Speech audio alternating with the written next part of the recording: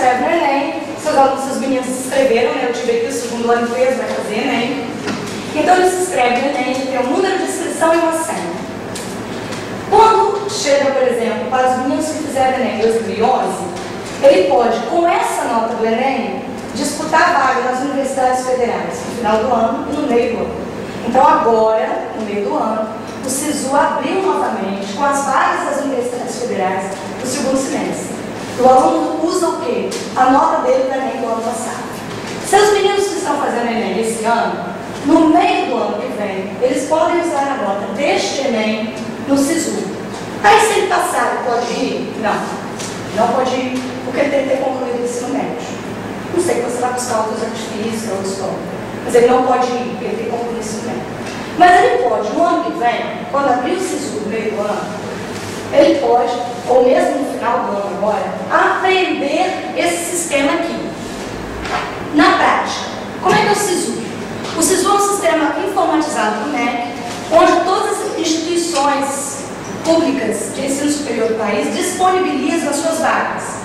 O aluno vai lá e se inscreve em duas vagas, com duas opções.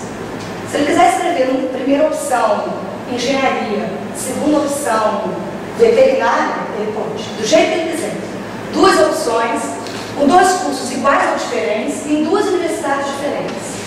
Aí o SISU vai lá e publica, esse aqui é o período de inscrição agora, né? Publica uma nota mínima no final de cada dia. O SISU publica qual é a nota mínima do aluno para ele entrar naquele curso. Essa nota varia de uma instituição para outra, porque às vezes você coloca sua inscrição do Enem numa instituição que dá peso 2 à redação. O valor da sua redação vai ser multiplicado por 2. Ou peso 2 a ciência da natureza. Isso varia de instituição para instituição, de curso para curso. Então, o mesmo aluno que queira o mesmo curso pode ter notas diferentes, dependendo da regra da instituição. Final do dia, ele vai lá e olha, minha nota está abaixo do ponto de corte, então eu tiro meu nome daquela oportunidade e coloco em outra. Ele pode tirar o nome dele de uma oportunidade de outra enquanto o sistema estiver aberto. Agora, no meio do ano, 5 dias. Ele vai um dia, não, aqui minha pontuação está pequena, tiro e coloco em outro. Não, aqui está pequena, tiro e coloco. 5 dias. No final dos 5 dias, o ponto dele sempre ficou abaixo do ponto de corte. Saiu uma primeira chamada, ele não foi convocado. Saiu uma segunda chamada, ele não foi convocado. Quer dizer, a pontuação dele não foi suficiente. Ele vai lá e coloca o nome dele na lista de espera. Com um detalhe, só pode colocar o nome na lista de espera na instituição que você fez a sua primeira opção. Viu como a estratégia do jogo é importante? Porque se você está vendo que a sua pontuação é a mínima no ponto de corte, então significa dizer que a lista de espera, a pontuação vai ser alta. E a tendência é você ficar na remada. Entendeu? Então tem que entender a estratégia do jogo. Tem aí tudinho. E aí o menino bota o nome na lista de espera. E aí ele tem que acompanhar o quê?